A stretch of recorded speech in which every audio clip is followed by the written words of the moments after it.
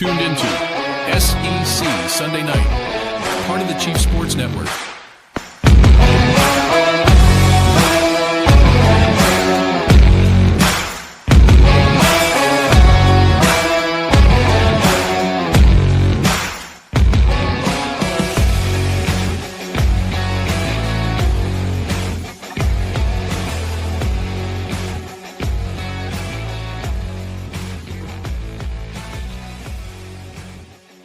All right, grab your drink, grab your cup. It's time to talk ball. Welcome to SEC Sunday Night. I am Rob Williams. He is Craig McMichael. We, of course, have Casey Cregan with us. We're shaking up the order tonight, ladies and gents. Casey is here on the front end. Before we get to that, I'll let you know that we are proudly presented by Hewitt Damaduras Law, hdlawsc.com. Tens of millions of dollars have been won for clients by Brad and Dean. And if you want an experience where you're cared about, where you are family, where you're a real person, where you're not just a number in a stack, where every detail about your case is going to matter, then you come here to SEC Sunday Night and also go to Hewitt Damaduras Law, hdlawsc.com. They are on your team. All right, boys, we have made it to the college football playoff season. Let's throw it back, though, just a little bit. 2 years ago, Craig and I decided to start a little podcast, and out of it, what we see today has blossomed.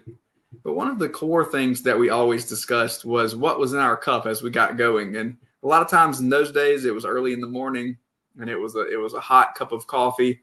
Maybe you like a little nightcap coffee, maybe something else. What you guys sipping on? What's wetting the whistle tonight on SEC Sunday Night? Looks like some ice cold, maybe some room temp H2O for Casey. It's room temp. Yep. I like room temp. I have my Square Books coffee cup in honor of Lane Kiffin. You're not petty at all. Not petty at all. Pinky's up. By the way, get House of Smokes, John T. Edge's new book. It is a phenomenal read. It's a great guest. John T. Edge. Yep. Great that. We have water right now. We did the dark roast from Starbucks because we had back-to-back. We had a play date to build gingerbread houses, which was great. We just went with the flat roof. We tried to do like the triangle roof today. That did not work. So I was, needed a coffee after that. And we went to a birthday party and then quickly scarfed my dinner before the show. So we just have water right now, but definitely needed some coffee about 2-3 hours ago. I'm gonna pick this up. McMichaels are always on the move. Always. It's something. I'm drinking a 0 sugar cherry cream Pepsi, and it is delicious. That Absolutely. Is very granola right there. That is like cherry cream. I will say, like, wild cherry and cream 0 sugar Pepsi. I'm a huge fan of that. It is so good. All right, so I have a question for y'all. If you go out to the restaurant and you ask for a Coke and they say, we got Pepsi, do you go with the Pepsi? Well, actually, if I go to the restaurant and I'm asking for the Pepsi and they say if we have Coke, then I have to reconsider. Casey? I don't really drink soda, so it doesn't matter. I don't think, hypothetically, we are on the SEC Sunday Night, so hypothetically, I wouldn't matter to me. So I have a question. How does your granola Northern Yankee on this podcast go with Coke first and only Coke, where my Southern friend from South Carolina is going Pepsi? Help me out here, Rob. Explain this one to me, please.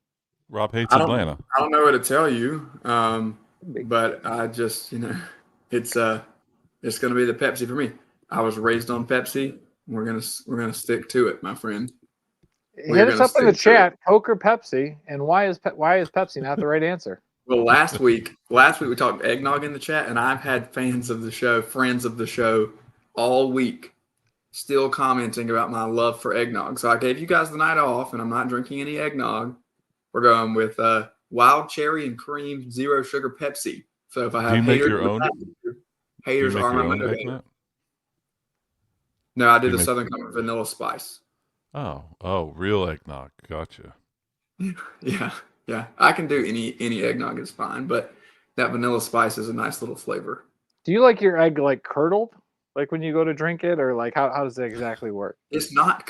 It's not curdled. That Then is what not what it is. It's not what it is. I You're thought missing. I thought nog was another word for curdled is what I was thinking. So All right, are we ready for some boards here? can I be honest? I love actually bantering like this and not being like, oh my God, can you believe who got fired? Obviously, we haven't talked about what happened in Ann Arbor this week, but I'm sure we'll get there. Well, Fire yeah, everybody. Fire we can everybody. touch on it. We can touch on it, but at least it's not Ooh, watch it. Watch it. but it's not in our jurisdiction. It's not in the SEC. All right, let's move on to boards. Casey, take it away. Sure. We're going to start this week with Tennessee. MBG says Tennessee's about to win so many national championships because of our friend Blinghampton Vol. He says national championship loading. We win it all in the next 3 years. Hype has shown he's willing to make the right choices to put us on top. Trading Banks for Knowles is like signing 10 5-stars on D. He's going to pull hitter, hider. After the problems at Michigan, that running back with our O is going to be unstoppable. And now Knowles will have the D rolling as well. This year's recruiting class will leave Knox with 1, maybe 2 rings. This had LeBron James vibes to me. 1, not 2, not 3, not 4. So Tennessee, national champs within the next year. That's No. a lot of confidence out of Knoxville. That's a A lot. lot of confidence. Over How a did- DC how- Just hire. had the worst defense in the league. I mean, I Were guess you picking shocked up when you saw? Ben Were you Knowles is shocked the when? move. Right. Were you shocked when you saw Banks got let go? Like No. I felt like that was the narrative last year, right? Was of how good of a job Banks did, but I guess the defense was just terrible this year, as I was set straight. Clemson And- wanted him bad last year. They got Tom Allen, but the fans were pining for Banks. Yeah. And here's the thing too, Craig, that we have to keep in mind. This is your point. This has become such a trigger happy society where we're firing people left and right. And if things don't go well immediately, in the recency bias is very, very strong. Yeah. There's with this national championship loading, there's not anybody thinking about what happened last year with Tim Banks. They were concerned about what happened right now. It's time to move on so that they can get a national championship defense in there with Jim Knowles. How did Penn State's defense look this year with Jim Knowles? Just curious. All righty. I mean, you won out after year 1. Well, I know his boss got fired, but Yeah. That's me Yeah, being okay. mean. All right. I would just like to say before we read this one that Craig picked all of the boards this week, not me.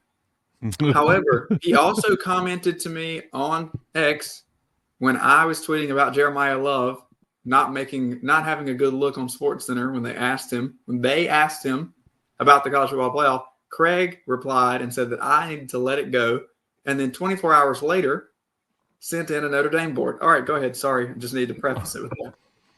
Well, I don't know if anybody out there, if we had some crossover, some cross-contamination between your show and the Message Board Geniuses podcast, but I went on a little bit of a rant this week about my absolute adoration of Notre Dame. So only the opposite. But this Notre Dame fan, MBG says, isn't going to watch the fake playoffs. UND 67. Is that 6-7? Rob? I think Anybody it gonna is. watch? Indeed. Everybody gets a moment right here. 6-7. Anybody gonna watch the fake playoffs? He says. I'm not. Totally refuse to give ESPN one single more viewer. This ain't an airport. You don't need to announce your departure, Notre Dame fan. What do y'all think? He went to Notre Dame College, not Notre Dame University, with one single more viewer. Yep. Poor Notre Dame. Notre Dame. Gosh, they should be in. Can you imagine an Here's the Oregon deal. Notre Dame matchup Saturday night, 7:30? Be a thing of beauty. It would be, but this is the way the cookie crumbles, and their sour grapes in this form. It's not just this one poster. This is a lot of Notre Dame. Yeah. The fan base. South Carolina, not to be a South Carolina guy, this didn't come from me. I saw this stat from Clay Travis, and he got it from Nielsen. So I'm just using this. I'm just quoting the tweet. South Carolina averaged more viewers per game than Notre Dame this year. So does Notre Dame's lack of watching the playoff really make a dent? in ESPN's money line, bottom line? I think not. Don't tell them that, Rob. What was that? What was that number? Yeah, That Friday night number though. That Friday number was probably one of the. We should have, if we would have done some research, we could have looked at what was that Friday night number versus Saturday for when they played Indiana last year to open up the playoff. I'm rubbing off on y'all. I know. I will call bananas on the idea that all of these athletic directors are suddenly going to boycott Notre Dame. Oh, we're not going to schedule them because they have the mandate that if they're in the top 12, they're going to make the playoff. Sorry, it's still Notre Dame. And yes, Clay, you do have your thing with South Carolina being more viewable. ESPN wants it. The college and universities want it. They either want to go to South Bend or they want Notre Dame there. So, listen, here's the benefit of playing in South Bend, and I'm talking to you, Paul. Those fans are kind of like, you just can pay them for their tickets. When Georgia went there a few years ago, half of Notre Dame Stadium was all red. So, they're just scalping anyway. So maybe Notre Dame's not even real fans. That's the point that I think half of what you said I agree with and half I disagree with. I agree that you can talk about the good stuff. I can agree that you can scalp their tickets. I disagree. And Joy went there this year, and she didn't have the best things to say about the environment just in general. And that was one of her 14 stops. There was 2 stops this year, Iowa and Penn State, that were not SEC. Actually, I take that back. She also went to Georgia Tech. So 3. She went to Ohio State week 1. SEC stops. Yep. But comparing it, kind of lining it up, yeah, I wasn't counting that. You're right. She did go to Ohio State, but I was thinking SEC opponent. Got it. She went to 3 games that had no SEC teams, and she just didn't have great things to say about Notre Dame. So I don't know, we can call bias or whatever we want to say. But I disagree with the ADs not freezing them out. I don't think everybody will freeze them out, but I think we could see something like 75% try to freeze them out. Tag cut in this, because ain't no athletic director freezing out Notre Dame. Everybody will play them. Clemson's going to play. They just signed a big long contract with Clemson. I guarantee you they're going to make their rounds. They're going to be playing at Texas. They're going to be playing Bama, all that good stuff. So on to the next. Here we go. Who is this one? Is this another Irish Illustrated? It is. The SEC, MBG says the SEC would never agree to a scheduling arrangement with Notre Dame as it would expose them for the frauds that they are. I don't know who this is, but it says never agree to this. I don't know. I would never agree to this as it would expose the conference for the frauds that they are. There is a reason the SEC all plays FCS schools every year. I should have taken that one. What do we think, Craig? I mean, you submitted 2 Notre Dame boards, so I think you should offer your expertise since we are hyper focused, even though you told me to let it go. I'm just saying that when Notre Dame gets out of their contract with the ACC, the Big Ten or the SEC will enter right in and give them their 5 games they're looking for, because it just makes sense. Do we but think they will not be? Go ahead. But obviously they're not going to make the conference frauds unless they play Arkansas again. Do we think that there's any motivation for them to, I don't know, get into a conference at this point? Did this push the narrative at all? I think not, only because they got the guarantee from the committee. They got it in writing. If they hadn't gotten that, I think there would have been a little more friction. And the TV rights. I mean, it's that simple. It's the TV rights. They have the NBC contract. There's no need for them to fully join a conference for football. It was smart of them to join a conference for the Olympic sports, no question. But for football, there's no need. Regardless of all the people, every time anything Notre Dame happens, that's the first thing. Join a conference, and it won't happen. Win your conference, and it won't happen. There's no reason for them to. Yep, I agree. Okay, are we done with them? Can we move on to something that's Please, not? for the love of Pete. My goodness. Oh, Joy wrote a board. AUS Oss Tiger. MBG says the LSU fan thinks it would be nice if Lane Kiffin would announce that he isn't going anywhere. Tiger rant, it would be very nice if Kiffin proactively declared he is not a candidate anywhere else. He got there a minute and a half ago.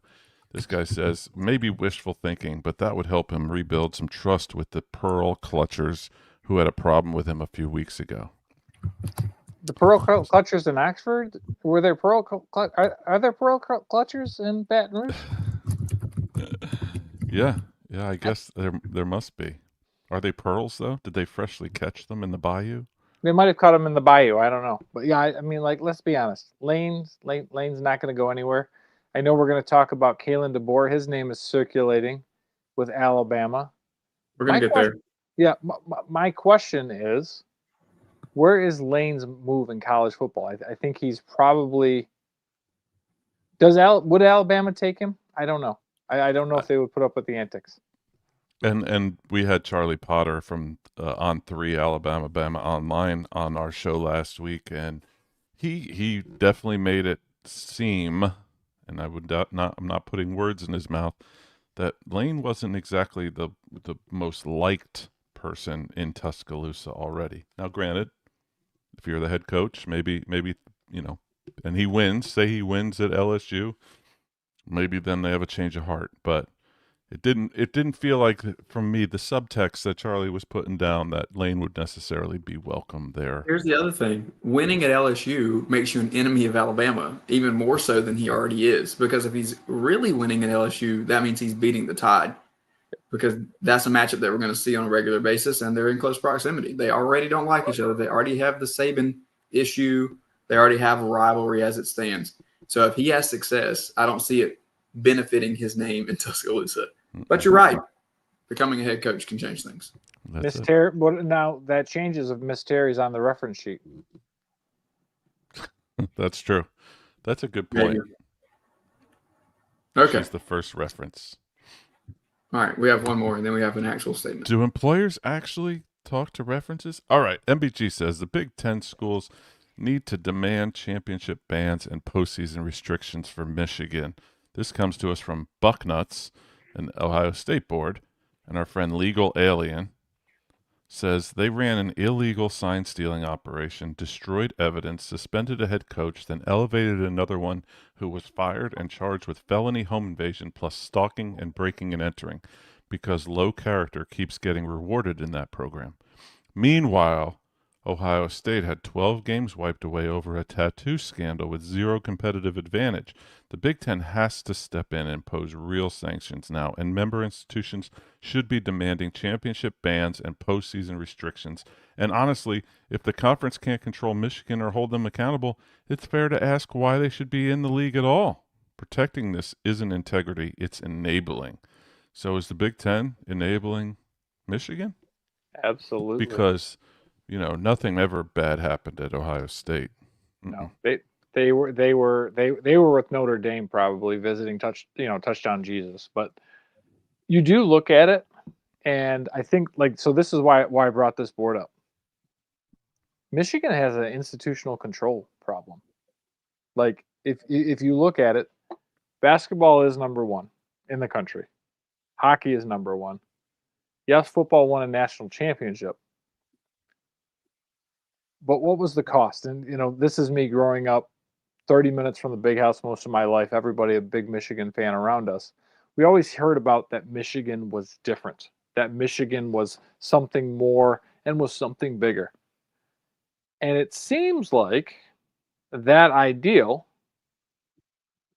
Michigan sold their soul in 2020 to basically do whatever they could to be competitive.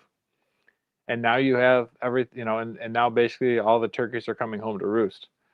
I want to know from you guys, does Ward Manuel survive all of this, or is it probably time for them to find yet another Michigan man?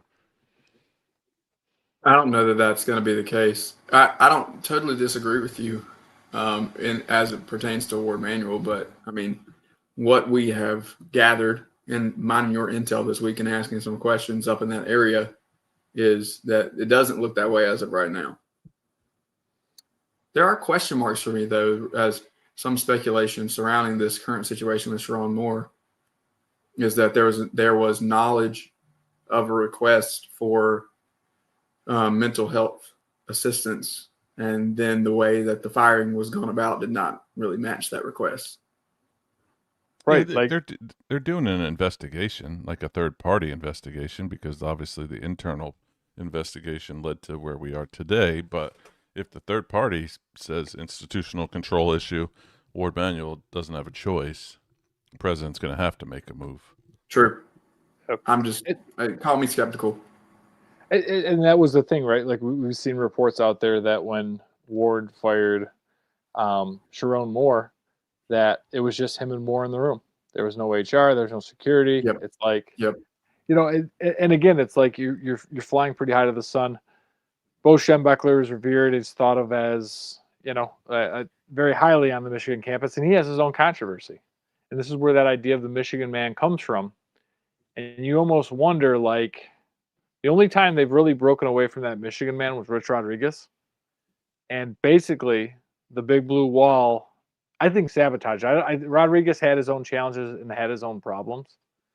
But I don't really feel that Rodriguez ever got the full administration support. So you have to wonder, and you have to think, is it time to break away from the 1970s and the 1980s and Bo Schembechler and start to move on? We have seen a resurgence of returning head coaches. Is there a chance that we see Rich Rod get round 2 in Ann Arbor, or maybe maybe they hire a defensive guy and he comes back as the OC? That's the new trend, right? Isn't that what we're doing everywhere? Yeah, he's in West Virginia, and I think he's got his hands full there. Okay, cool. Speaking of Michigan and head coaching moves, we have some boards that we've been over, and obviously that's a little tongue in cheek, and we understand that we want to give a nod to all of the glory of the fandom and the passion that is in the SEC. But here's an actual statement, Casey, if you don't mind reading this one for us as well. Sure. It'll be easy for you. This is a statement released by Kalen DeBoer today. In all seriousness, this is not a joke, as he has seemingly removed his name from contention in any other job search. Kalen DeBoer says, "My family and I are very happy in Tuscaloosa and remain extremely grateful for the support of President Moeller, Greg Byrne, the board, and so many others. We have an incredible opportunity in front of us, so my sole focus is on Alabama football and our preparations to play Oklahoma in the college football playoff. I have not spoken and have no interest in speaking with anyone else about any other job. I am fully committed to this program and look forward to continuing as the head football coach at the University of Alabama." So does that mean he's going to the NFL if Alabama gone. loses? If Alabama loses next Saturday? He's gone. He's going to be the new Jets head coach. It's a Yeah, lose-lose. Isn't it a lose-lose when they have to put out a statement like this? Because, if some NFL team comes with $18 million a year, like, I'm sorry, you're going to go. Yep, you're going to go. I think That's probably just in response to Michigan, though, right? Yep, I think because Kenny Dillingham, I think, was close with that. Like, I think he was rumored, and he's getting a new pay raise. Moved practice up a little bit. Said he wanted to work on his basketball game, but I think he was making sure he was getting paid. His staff was getting paid. It was funny. I was poking at Maggie Johnson earlier tonight on Twitter because Eli Drinkowitz, his name came up for the Michigan job. Love that look, to be honest. I think he needs more looks. I think he should have gotten a more serious look at Penn State. The question for me is Maggie right? Like, is there some level of he likes it in Como? Because I don't think that he interviews poorly, and I think his resume on the field speaks for itself. So if we don't see him connected to this job a little more strongly, I'm going to start to believe that maybe he's holding out for something big in the SEC, or he's just really happy where he's at. But like, I think it's also too like what we talked about with Lane Kiffin.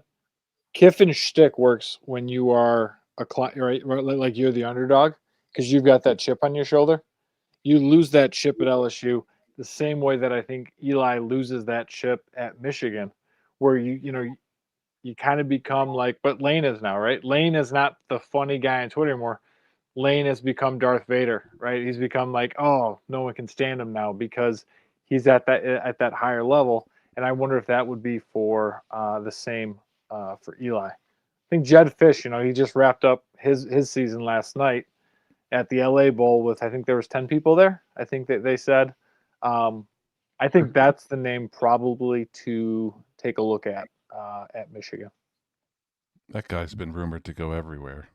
and he only stays for a couple of years at each place. He's like an NFL guy, right? You just keep and go. Like I think he like always just He's like has a Rich bag ready. Bisaccia. Yeah, but the thing is, Look up the name Rich Bisaccia and look I up don't know how his to spell resume. Bisaccia. Is there a Q in it? Do we have time to read his resume? You know, I think the thing about Fish is that he's been successful at those stops, though.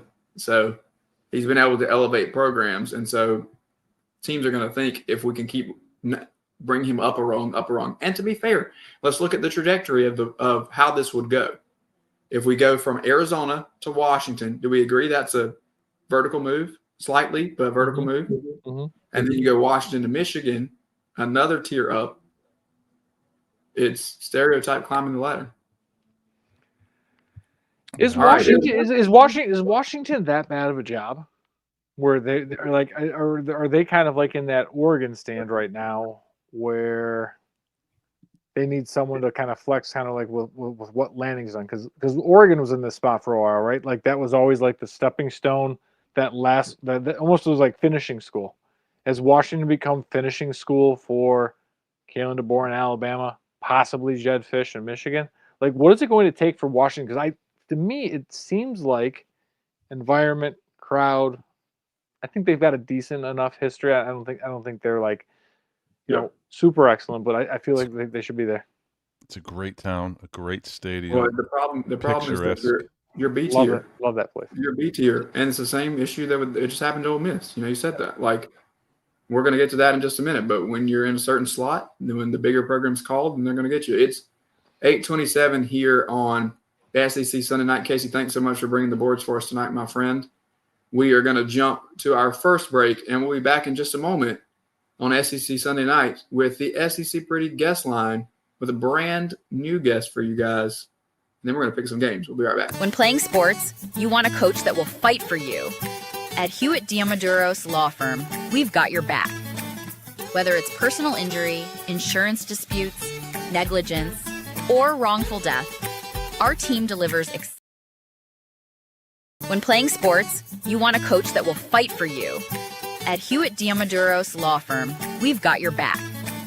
Whether it's personal injury, insurance disputes, negligence, or wrongful death, our team delivers exceptional legal services that makes meaningful difference in the lives of the individuals and families we work for. Visit hdlawsc.com. hdlawsc.com. Hewitt Diamaduros, we're on your team. Oh man, the building is on fire. Emergencies and accidents happen. When you're in the middle of a fire or water event, all you want is for things to return to normal as soon as possible. Resto Pros of the Midlands is with you, guiding you through the process and working with you to get your home or office back in working order. They'll answer your questions, discuss procedures, and can act as your advocate when it comes to processing your insurance claim. Resto Pros Midlands SC.com. Open 24/7 when you need them. Quality that is guaranteed. At TriFit Physical Therapy and Performance, we believe true health and peak performance start with personalized care. Whether you're an athlete recovering from injury or just chasing your next personal best, we're here to guide your journey. With expert coaching, hands-on therapy, and transparent cash-based pricing, you get the care you need without the insurance red tape. One client drove 100 miles just to see us and said it was worth every mile. Contact us at trifitperformance.com or 803-353-5619. TriFit Physical Therapy and Performance, where recovery meets results. Yo, what's up? This is SEC Sunday Night, part of the Chief Sports Network.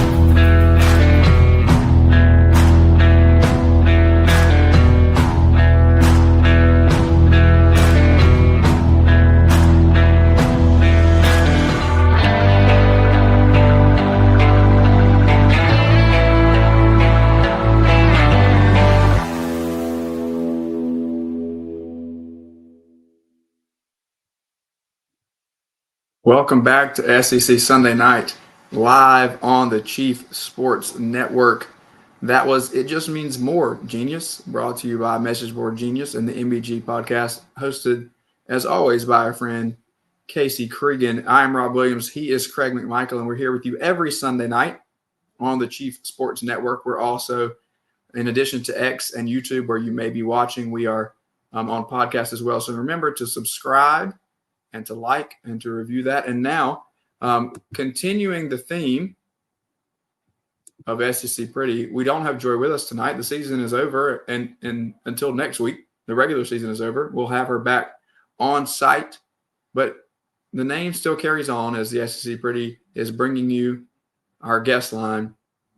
And as I said before, a brand new guest with us tonight, an old friend from It Just Means More Football and Coffee, now with us on SEC Sunday night. Hey, how are you guys?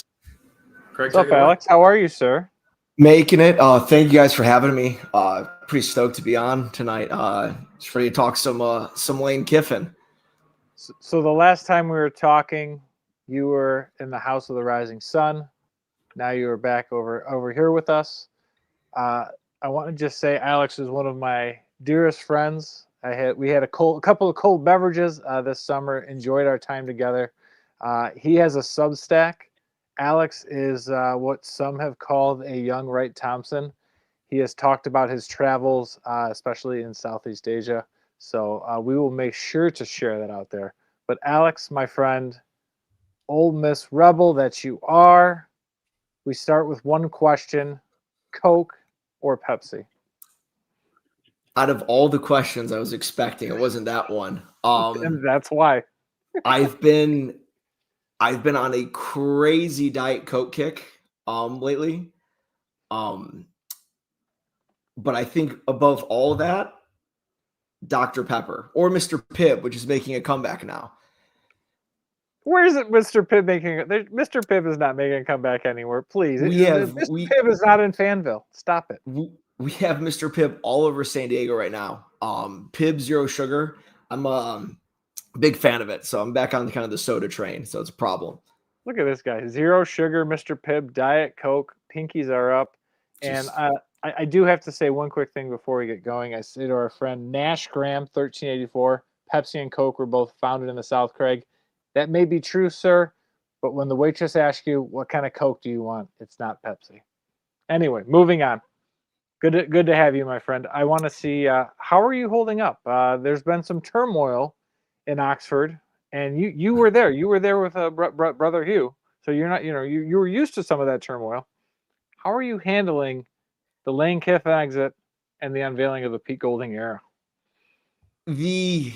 I'm holding up, but the Lane Kiffin exit, you can't hide from it. It hurt. It hurt deep, I'm behaving better, I think, than I would have a couple years ago. Big shout out to my girlfriend for keeping me grounded with stuff like this, reminding me that I don't need to ruin my Saturday every week if Ole Miss plays bad. But it's been tough. It's a tough breakup. Definitely, it was 90% of the time he was there. It was a good relationship. Both parties were meeting each other's expectations. There was winning. There was money. It was a good show in Oxford, and it ruffled a lot of feathers. So people don't love to see a good Ole Miss team. And this past couple weeks have been tough. But I'm optimistic for the Pete Golding era. I think he's closer to a Mississippi man than Lane Kiffin ever could be. He's got that Delta State, that Southern Miss background. I think that's exactly what we need right now in Oxford, Mississippi. Alex, I have to appreciate you saying that he's close to a Mississippi man, because the message boards that we had last week said that he needed a haircut and a shave because he did not look like a Mississippi man. So, we get a good chuckle out of the boards every week. So thanks for bringing us a more correct perspective from someone who has roamed the streets in Oxford. Oh, yeah. I mean, Pete Golding, if he's not coaching, well, he'll be coaching next season, but in his free time, I think he could rush KA. He's one barber jacket away from actually probably running for Mr. Ole Miss in the fall. So I think he's closer to a Mississippi man than anyone ever could be. So what do you think? So what does that edge look like? So, next Saturday, Ole Miss and Tulane will kick it off. Last time these two teams played, Ole Miss won by 34 points. I believe it was 34-0, give or take a few points. What are we expecting from a Golding Old Miss team that maybe we didn't see from old Laney boy? I expect it to kind of come out with everything that's going on. I'm expecting kind of a ferocious start. I think everyone's going to have that chip on their shoulder. I was sitting in the green room. You guys were talking about Lane losing that chip on his shoulder at LSU. And I think it encapsulates that entire team, the current Ole Miss team, with going out there and wanting to prove people wrong. There were a lot of people that were like, Ole Miss, where do they shake out with the new playoff rankings with the Lane Kiffin departure? And I think for a lot of guys, that's unfair to those guys. It's unfair to the Ole Miss fans. It's just unfair to college football as a whole to be holding, one guy's decisions against how many scholarship guys, like 64 guys dressing, we'll call it, for Saturday. So I think they're going to come out with a chip on their shoulder. It's going to be a ferocious start, and I hope we can hold that. I hope things can get figured out. We haven't seen a Pete Golding, head coach scenario. So let's just hope it's good football. You gotta run. You wanted to be more colorful with your language, didn't you? You wanted to be a little more colorful with your language, and you were behaving yourself. See that's what a girlfriend does for you. I'm growing. Maybe I'll come off the rock a little bit towards the end, but yeah, right now we just need positive yardage, and you just got to make. I know it sounds silly, but positive yardage and just make a stop here or there. I know it sounds Austin Simmons in goal line situations.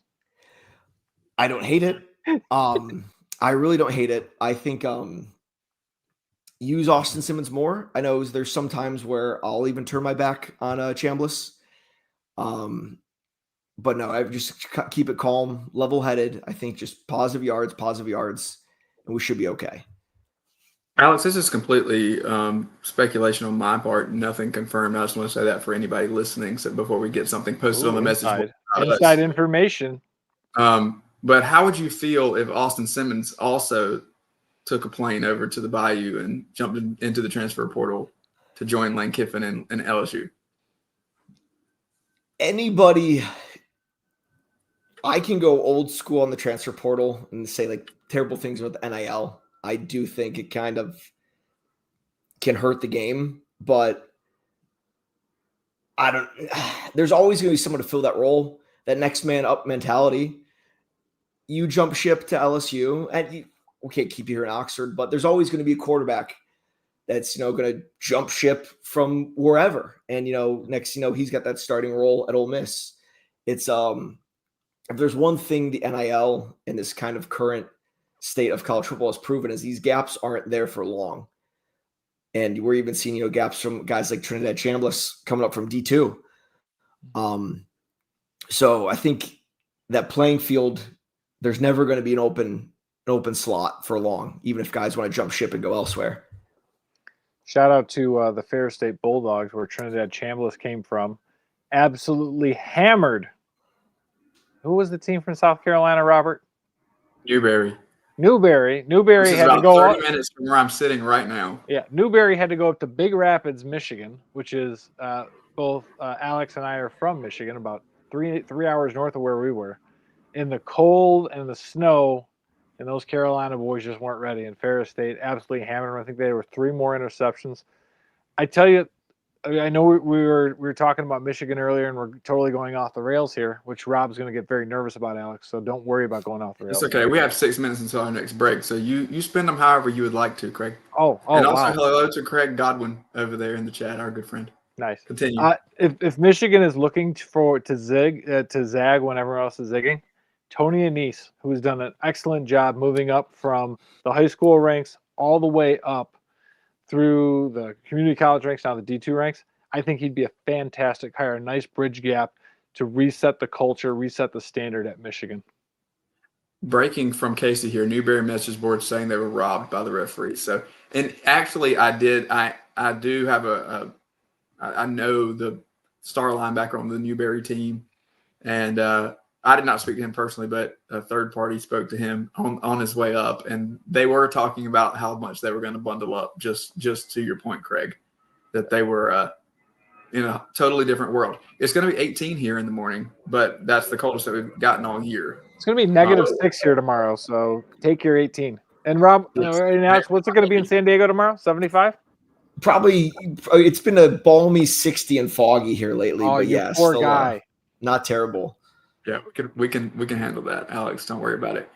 Okay, so my other question as it looks to Ole Miss, obviously you talked a little bit about Golding and what the expectations are in the immediate time. Craig and I are going to pick in our next segment these first round games, and I think that I don't want to put words in his mouth, but I'll spoil it a little bit and say I think that the Rebels are safe as far as my pick goes. We'll see how we go against the spread there, but let's forecast to next year, Alex, and say, is this going to be a long-term investment in the Golding era? Is that something that you can see as speaking for the Ole Miss alums as a whole?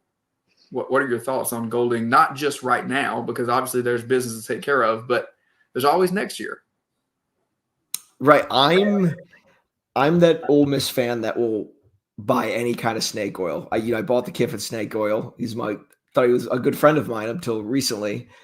So I'm all on board with Pete Golding. And, I hope he wins football games. And I think it shows at Ole Miss, you don't need to win a lot. We're just looking for 13 good weeks of having fun. And that's where I think the Kiffin thing was shocking. We were never asking too much from a head coach perspective. We just wanted to win games, and he was doing that.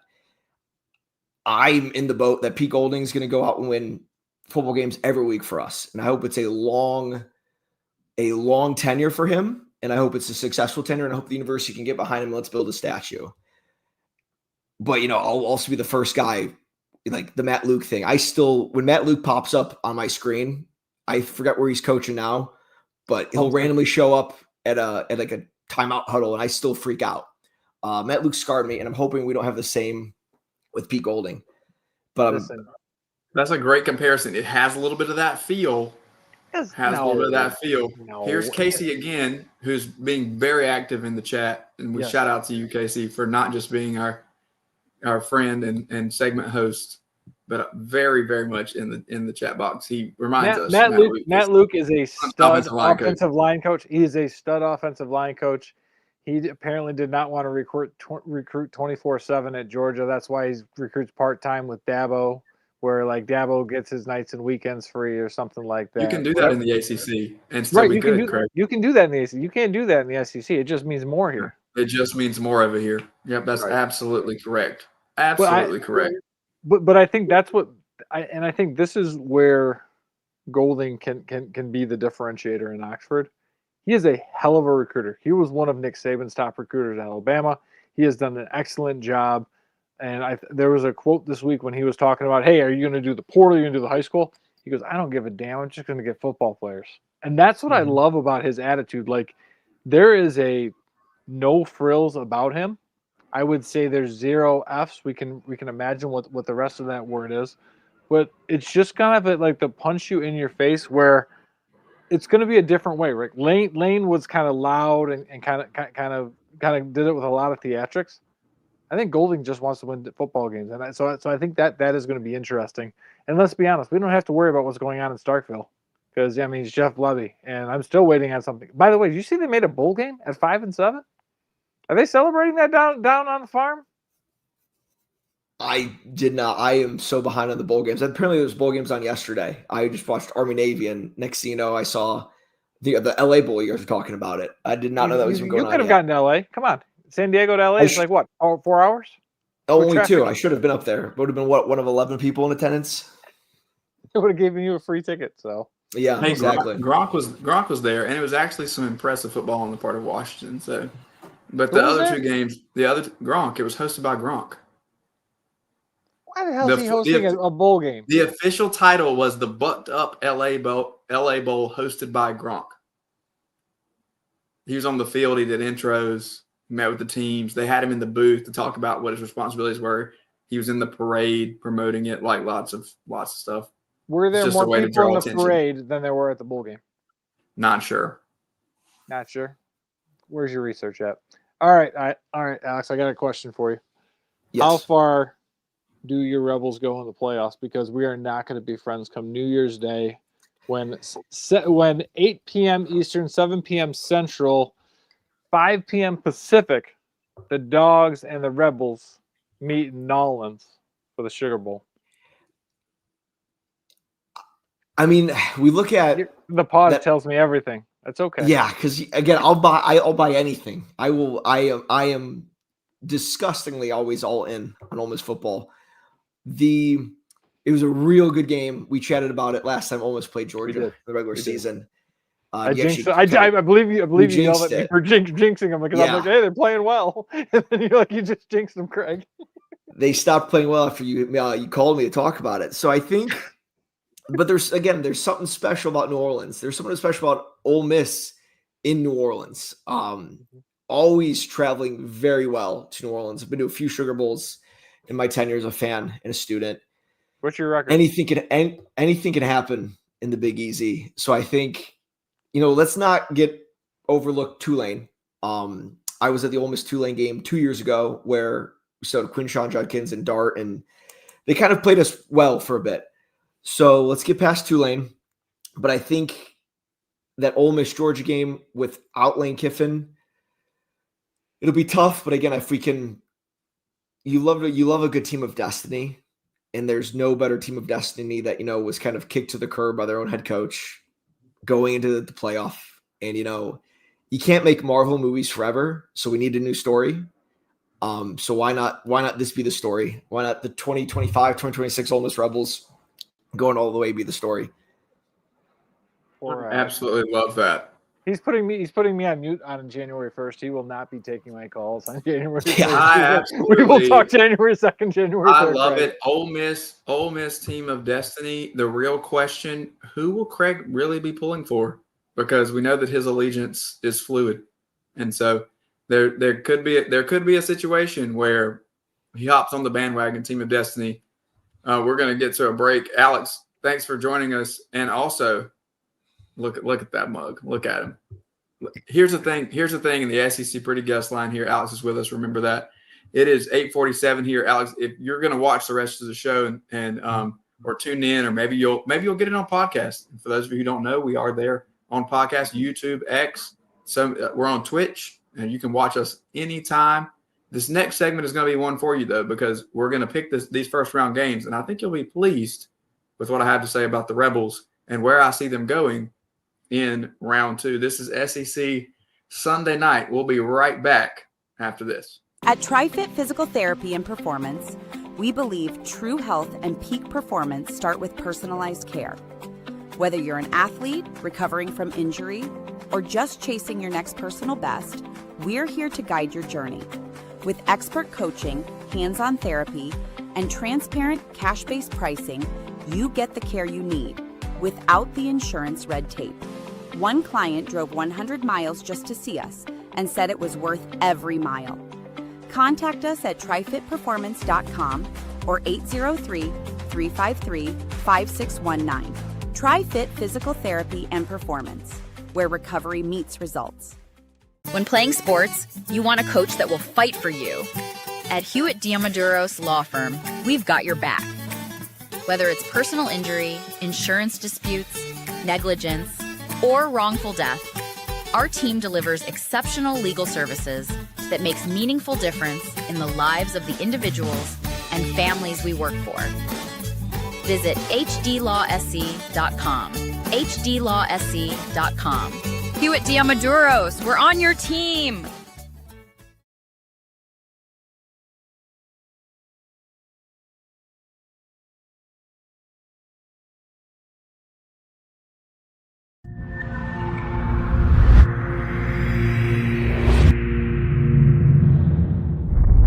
OTC is go. Thank you, go. PTC is go. LPS is go. Houston flight is go. Pilot go. FTM is go. Safety comms is go. STU is go. LRD is go. SRO is go. CDI is go. Launch director, NTD, our launch team is ready to proceed at this time. It's SEC Sunday night, presented by Hewitt Diamaduros. Visit hdlawsc.com. It's go time.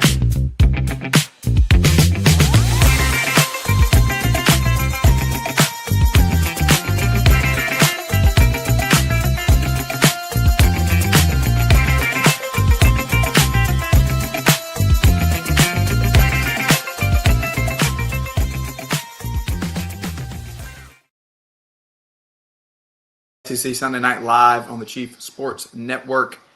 One thing I want to talk about here, Craig, before we get into our picks, and we're going to queue up the freezing cold takes here in just a minute. We're going to bring Casey back.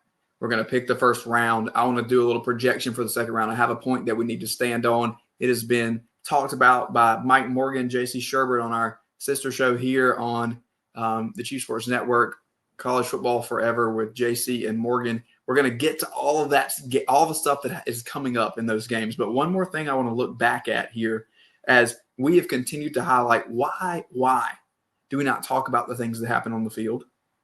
We talk so much about coaching changes, about NIL agreements, about transfer portal, about scheduling, about the college football calendar as a whole, about the decisions of the college football playoff committee. But then it just feels lackluster in these types of discussions when we're trying to talk about the games on the field. But I maintain that we show up to talk about the things that matter. College football is a sport that is rooted in tradition. We need bowl season. We need college football conference championships because slowly but surely things are slipping out of our hands. And you and I split coverage of the Heisman Trophy this year. And what is more prestigious and traditional and rooted in the heart and soul of college football than the Heisman Trophy? Well, I think we have a problem, Rob. Yes, Craig. You've said it. It's the calendar. We had a bunch of awards come out this week, and our guy Tony Siragusa was at all of them. He's looking good in the tux, looking good in the bow tie. Is it the right time for these awards? These awards are supposed to be a culmination of the season, and we had Army Navy on Saturday. It was a phenomenal game, by the way. Just fantastic football game. It was great to watch, but we also had a bowl game on at the exact same time as the Heisman. Yep. So I think that this goes back to the question of I think for this show, we are worried about the play on the field, but because we have an hour and a half or so ish. We think about, what are those storylines from the week? Sometimes that involves the field. Sometimes that involves Brian Kelly getting fired. Sometimes that involves Lane Kiffin getting fired. And when I look at the Heisman, there was no storyline this year. It was hard. You and I both read, we wrote did it that every single week. We wrote it every single week. We would know more than anyone what the storyline was like and how difficult it was. The only people I can think of that are better at formulating a clear argument for something are Brad Hewitt and Dean Domaduras. You should call them if you need them, by the way. HDLawSC.com, proudly presenting SEC Sunday Night. It's Hewitt Domaduras Law. But behind them, it's you and me making an argument for the Heisman because it is slipping day by day from our fingertips, as are many of the traditions of college football.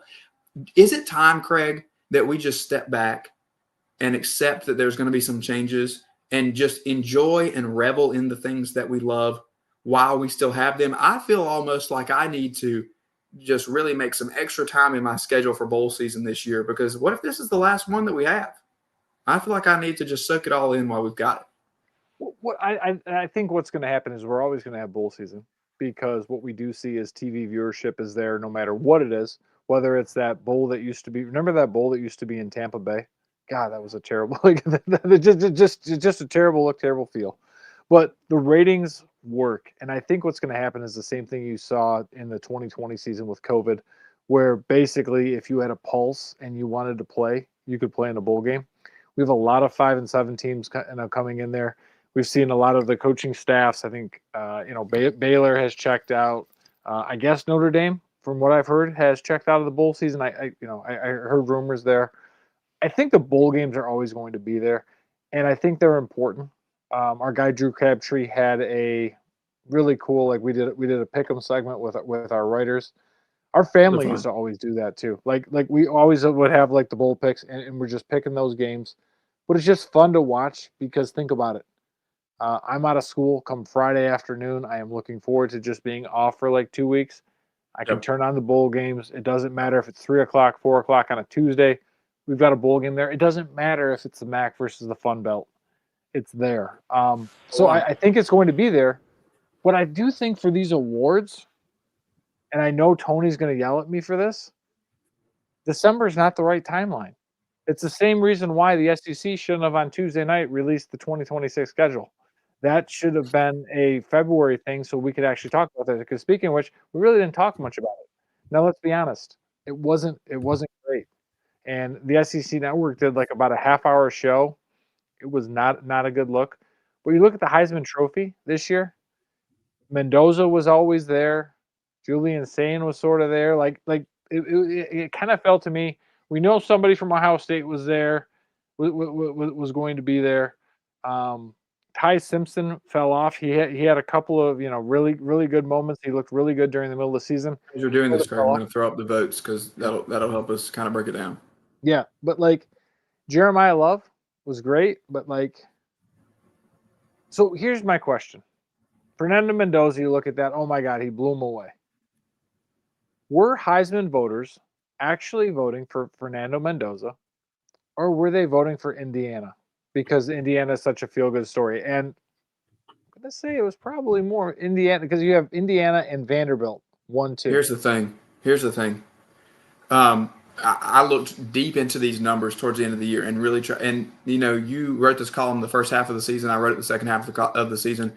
And I was really trying to break down how we're getting here because, first of all, the statistics for all of these players were subpar in comparison to past Heisman winners. We did not have statistical anomalies with any of these guys where they were hitting this top-tier number. There were no records broken. In fact, it was almost the opposite. We were way below the average line here.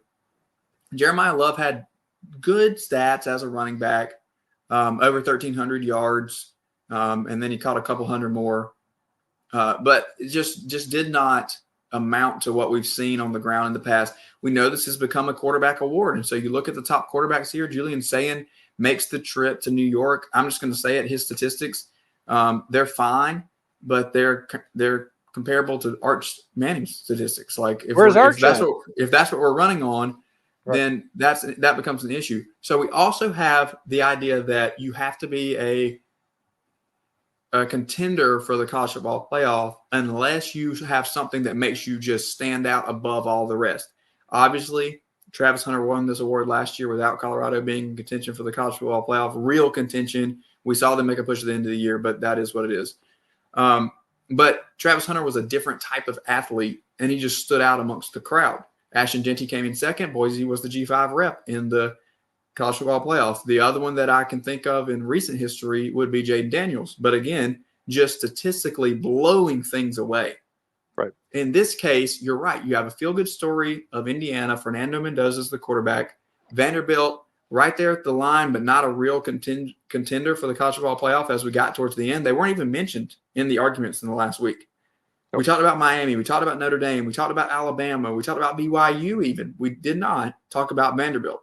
We talked about them in weeks leading up because they're a 2-loss SEC team, but they faded out even though Diego Pavia continued to have the most staggering numbers, to be fair. Fernando Mendoza threw for 2,980 yards and 30 touchdowns. Diego Pavia threw for over 3,000 yards and 27 touchdowns and added over 800 yards on the ground, making his total over 4,000 yards as a contributor overall to that offense. Can I say something? Yes, something real quick? Diego Pavia is like if I'm tired of a story, I can poke and I can make fun about Notre Dame, whatever like that. I am so over Diego Pavia. He's a nice player. It's fun. It's exciting. But the guy, I think, is just in love with himself, and Theo Vaughn's in love with him, and that's its own thing. Well, I don't think he's going anywhere, unfortunately for you. Where's he going? Is he going to be on SEC Network? Is he going to be on the SEC Network? No, he's going to be in this space that we're in right now. That's where he's going. He's going to try his hand at the NFL. I will continue not to tune him. But here's the thing that I really can't stand: post a picture with his family, and on Instagram he puts a story out there saying, "F the Heisman voters, all about his family." I'm sorry, but if we're going to be all warm and fuzzy about what the Heisman Trophy is and what that is, I'm really glad he got smoked the way he did, because he didn't really deserve it. But He was a flashy player. He was a lot of fun, but I worry about him burning out just like Johnny Manziel burned out because it's way too much. Well, you think he learned something from Manziel, and we're going to say this, and then we'll pick some games here. Yeah. Let me just ask this question: if Yep. it's you, Yep. who are your top three? Yep. That you're voting for. If you're giving me just a top three, because that's kind of how we see it, first, second, and third, Yep. who would have been on your ballot if you had one? Jacob Rodriguez, Haynes King, and Gunnar Stockton. Okay. Rodriguez statistically had the best year as of a linebacker it was basically a historic season. And the fact he wasn't invited, because again, this is where I also have a problem with the Heisman Trophy. We only bring in so many people. What does it matter if you bring in all 10? Because here's the other problem with this voting. Where's the West Coast at? It is not representative here. Or, Dante Moore was in there for a little bit. There's no one at UCLA. There's no one west of the Mississippi really here. Arch Manning isn't there. Okay, I'm sorry. Jacob Rodriguez, west of the Mississippi. But there's no one on the West Coast. This is not very representative. It shows the dominance of the Big Ten and the SEC and how much this sport has gone to the East Coast and the Southeast. Well, that is exactly why we're here, my friend. It is. Because it just means more. And once again, this area tends to dominate. Again, just for clarity, you said Rodriguez, King, Stockton, correct? Stockton, correct. I just right. Fernando Mendoza. We needed to pick somebody from Indiana because it was a cute story. I don't think he did anything statistically overwhelming to do that. What was the score of the Big Ten game? 13-10. And yeah, if that's not a Heisman moment. That's not a Heisman moment. I don't care what anybody says. No. That you did not have a Heisman moment there. His Heisman moment was the comeback, and that was the most clear-cut moment I think that we had all year. Yep. The throw at the end of the game, because that's very clutch. Heisman moments have to burn into your brain, and that one does. But you not the Big multiple. Ten You should have multiple. Not the Big Ten championship. No, he looked horrible in Iowa City against the Hawkeyes. So if there's a Heisman moment from all of your memory, any year that stands out in your mind, what's the first one that comes to your mind? It's Charles Woodson, that one-handed interception, where he's like grabbing it up here, grabs that interception. To me, Charles Woodson was that differentiator. And I know he didn't play for the New England Patriots, so he probably wasn't on your number one list. But to me, it's always Charles Woodson. The one that sticks out to me is the Manziel spin out of traffic in the backfield and flinging it in Tuscaloosa for the touchdown against Alabama. That one will forever be burned into my head. All right, Craig. You were probably in diapers when Charles Woodson make that interception, so let's be fair. That's also actually accurate. Okay. Let's do what we're here to do, right? We've got 4 games this week. Let me say this for everybody who's here listening.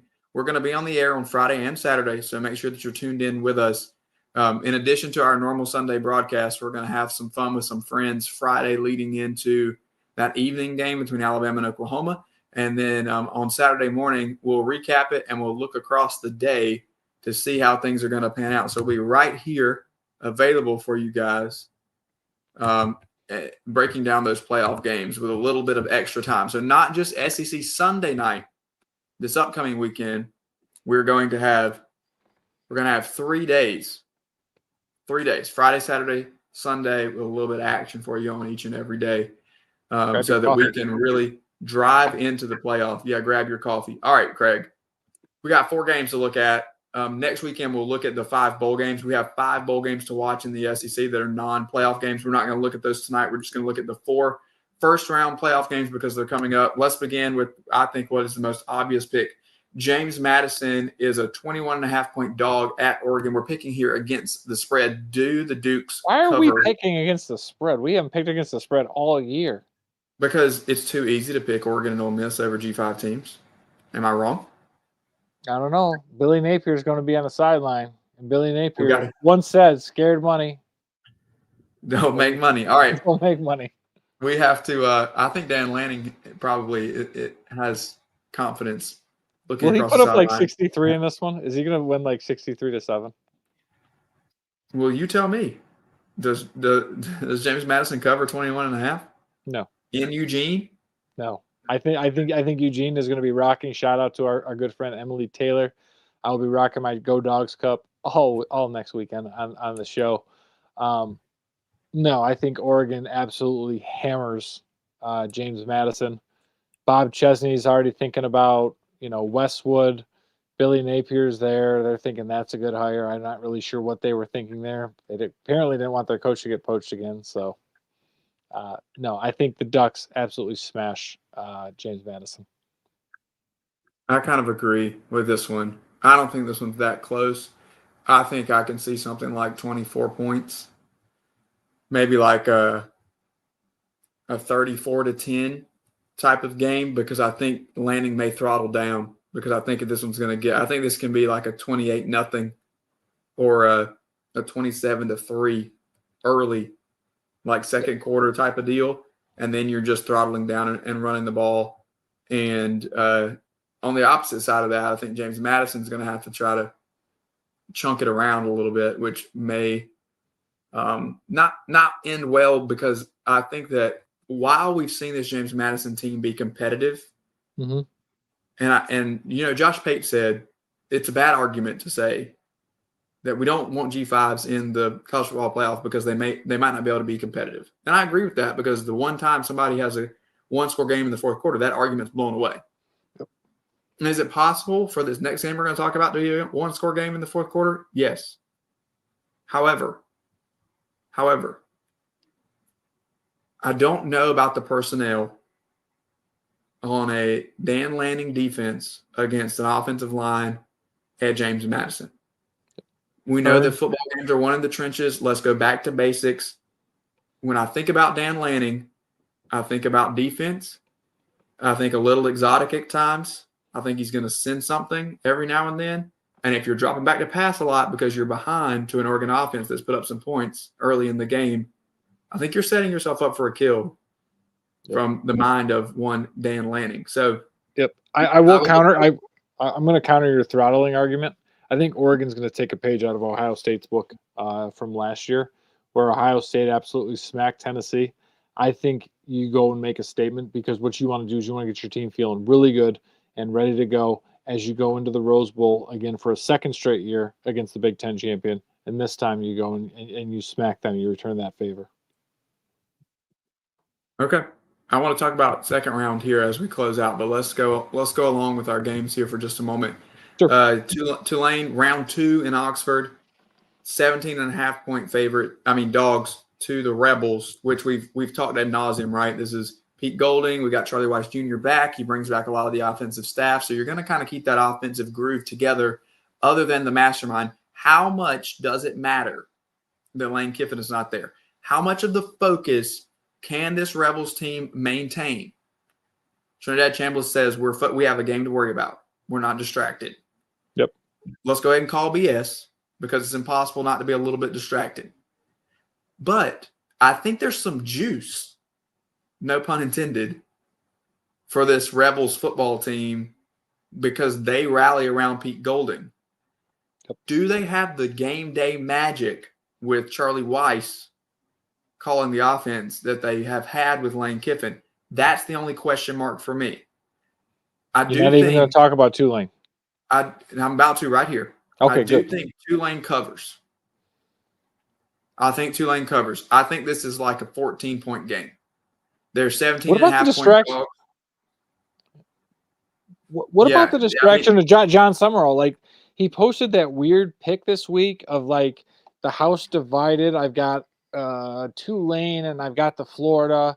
I'm working 2 phones and I've only slept 2 hours. Like, I wonder about where he's at and then where the team's at. With Tulane, I'll be more worried about him than the team, which is a little concerning. Yeah, I agree. Like, I think it's really hard to balance, and yeah, I guess it's commendable that he stayed with the team and Tulane allowed him to stay with the team. I just, again, like we talked with Alex about, I see Golding as like this ultimate motivator. He doesn't say a lot, but when he says something, you really feel it. And I could see some big like FU energy to Lane Kiffin. and him riling up the boys. And this, I think the Vaught is going to be loud. The Grove is going to be rocking. I believe Joy is going to be in Oxford next week. I think SCC Pretty is going to have a phenomenal time in Oxford. But I think the Vaught will be rocking. I think it's going to be very chaotic, and I do see Ole Miss covering this one, taking care of business. I don't think it's going to be 34-0 again, but I could see something like a 34-10, something like that, still covering that 17.5 point spread. Write it down, friends. Write it down, friends. We both have Oregon covering the 21.5, and then a split here. The game in Oxford, as I said, Tulane will cover. Craig thinks that Ole Miss will cover the 17.5. All right, now let's get interesting, because this noon game on Saturday I think is the most intriguing matchup because it has the most possible scenarios of any of these games. Miami at Texas A&M has more unpredictable variables than any of the other three games.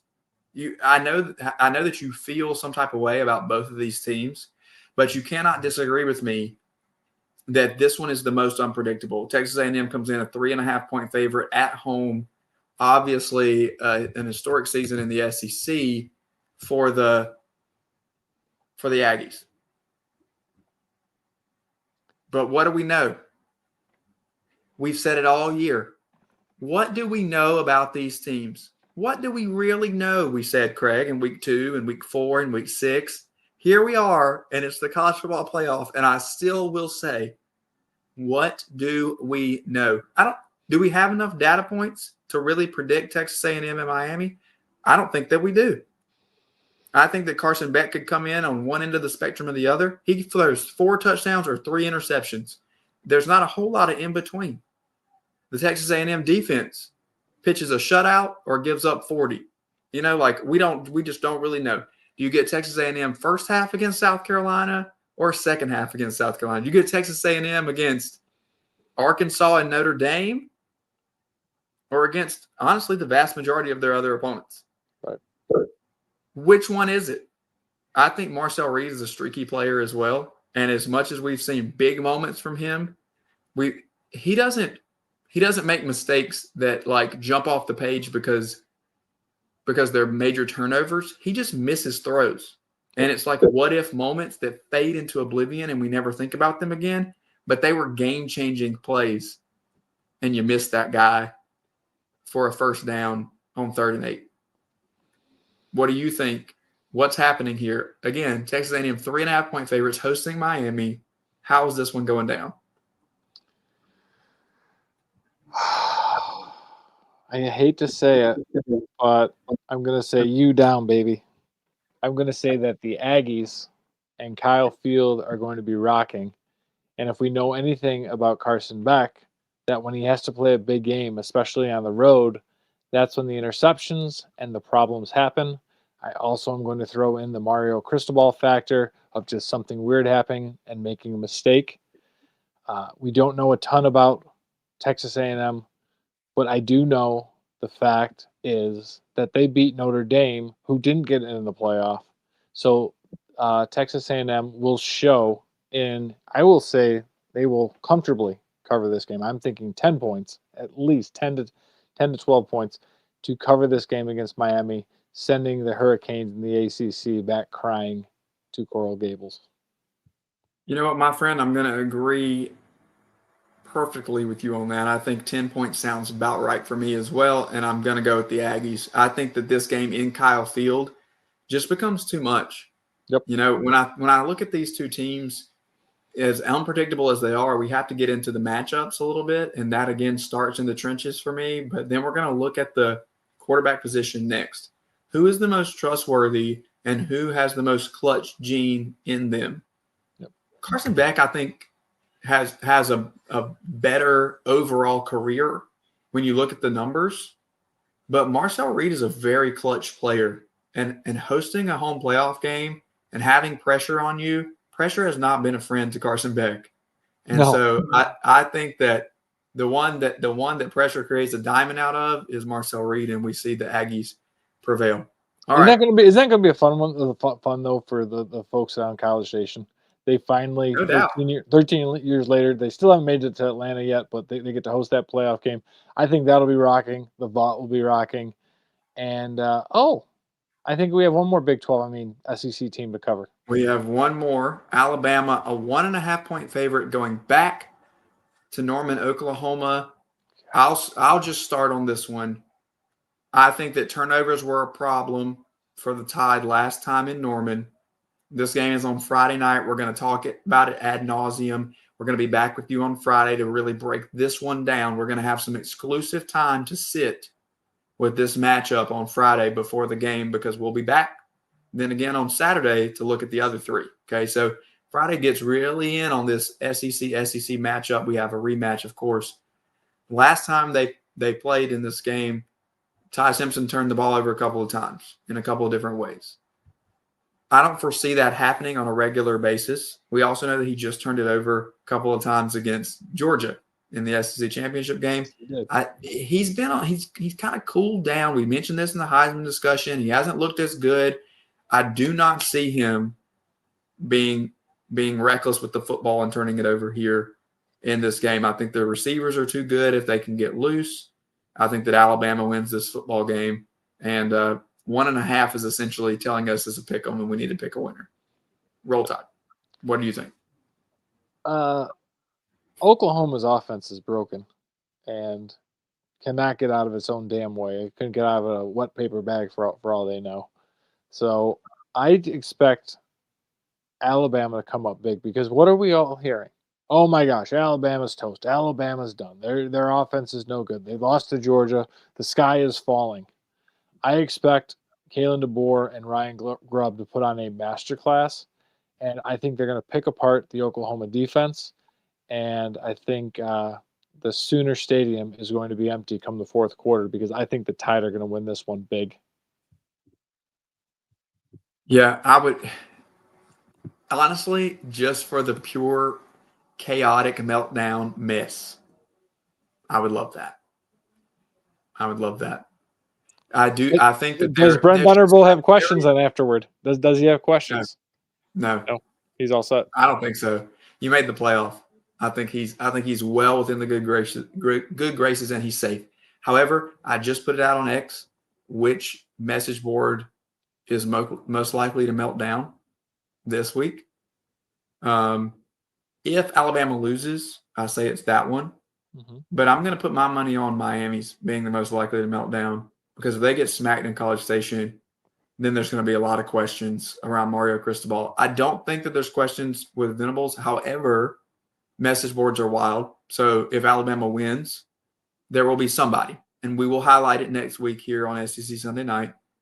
There will be somebody on that Oklahoma board that says something crazy, but I think overall that will not be a representation of the fan base at large. Okay, one question before we get out of here, Craig. Yep. Last year, all 4 teams that got a bye lost that next game. Are we giving too much time in this layoff? It is the general question, but as we narrow in, we have Indiana, Ohio State, Georgia, Texas Tech. Who is most likely to lose in that second round game out of those teams getting a bye? Texas Tech. And it's not because of a bye, and it's not because of my Big 12 bias, Andrew McCleary. So hold your button and before getting all upset. It's Texas Tech's inability to score inside the red zone that may prove most problematic. To answer your first question, there is no reason why these first round games should have been played this weekend.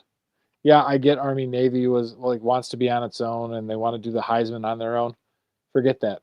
We need to get this season and this calendar wrapped up. Right after the conference championship games, you go and you play your first round games. Quarterfinals are next week. Play the semifinals the weekend after. January 1st, we crown ourselves a champion and call it a day. Can we just go to 16 and then eliminate byes and give the top 4 are going to be your home teams? Like, can we just give conference champs home games or the top 4 seeds home games or however we want to reward that? First two, because what if you do the first 2 weeks? First 2 games, the first round, and then the quarterfinals are all at home, and then you just play the semis and the finals at both sites. Do you agree with me that we should not have bye weeks if we go to 16? they'll have to work out something funky if that's the case. Why don't I just want to play? I want to play it straight up: 1 versus 16, 2 versus 15, 3 versus 14. So you're playing 17 straight weeks then? If so, say you're Georgia and hypothetically. No, I say you take this week off that we just took off and then start next week and roll. So everybody will get 1 bye week. I think 1 bye week is fine. Yeah, 1 bye week is good. The whole field gets a bye week to recoup and get ready, and then you play it out. I think that's fine. I think don't that's want fine. 1 through 4 with another bye week. No. And then we're playing 5 versus 16 and 6 versus 15. No. I don't want that crap. That's going to get too funky. 16 is a good number because it's a good number it's because it's divisible. That's why everything else does 16. This is not a unique take. JC has said it on JC and Morgan. Mike Morgan has said it. I think JB has said it on Inside the Gamecocks. Everybody here on the network, I think, is in agreement. Go to 16, play it straight up. And kiss the SEC championship goodbye. I agree with you. Texas Tech is the most likely to lose. You don't even want to go there, do you? Well, we already talked about it, and I think it's real. I think it's real. I think you're right, and I think it's realistic. Yeah. I just don't know. We'll see. I think Indiana. I think Indiana gets knocked out too. Because to be honest, like theoretically, like you could see Oregon coming in and smashing Indiana, just like Ohio State did Oregon last year. I think. Yeah, I but think isn't it Oregon? Isn't it Oregon Texas Tech? Am I wrong about that? Yeah, I'm sorry. It is for whatever reason. I had Oregon as the 8-9 game, and it is not correct. So here's the thing about Indiana and Ohio State. They're gonna get the still the better matchup, I think, because don't you get Georgia, Ole Miss round 2? Yeah, Georgia, Ole Miss round 2. Watch out for that one, Craig, because this Georgia team is built on defense. The defense is coming up. Blue collar on offense. We don't know what we're getting from this Ole Miss football team. If they can still score without Lane Kiffin, that was going to get real dicey. Have you seen Kirby Smart in press conferences? Have you seen his look? He is locked in. Don't let him get cold. A month off will do a lot of things to you. No, he is not going to get cold. So not stop clutching. Listen. I have a lot of confidence in who and what Georgia is right now as a team. I think they are as dangerous as anybody else. I will gladly take them against Ohio State if that's what it's going to be in the semifinals. Georgia is my pick to win the national championship this year. We'll get to this, and it's time to get out of here. But Ohio State, Texas A&M, if that's the matchup, is pretty interesting to me too. Because if you have a hot Texas A&M team that's playing the type of defense that we've seen them play, we just saw what happened to Ohio State in the Big Ten championship. If you can limit them to under 20 points, all bets are off. We don't really know what that would look like because I don't know that we have enough data points. And you're going to get a month off from the Buckeyes. And what if they get cold? You are running a redshirt freshman quarterback out there, right? And that isn't that the weird thing too? Like. As much as I hate to say that and goes counter to what we just picked when we talked about Texas A&M and Miami, but both Texas A&M and Miami offensively, and we could make a case defensively, could find themselves variables. Right. There's just so many variables, but you could see them finding a way in that, they win that first round. They catch Ohio State in the right way. God help Ryan Day if that happens, but they could be in the semifinals. No problem. All right, this has been SEC Sunday Night. We got our picks in. We're ready for it. We'll be back on Friday. For you Gamecock fans out there. I will be on Inside the Gamecocks, the morning show Wednesday and Thursday. Craig and I and friends will be back on Friday and Saturday and next Sunday. It's college football playoff time, and this is SEC Sunday Night. Shout out to Alex and, of course, Casey Cregan. As always, we are brought to you proudly by Hewitt Damaduras Law, HDLawSC.com. We will see you next weekend.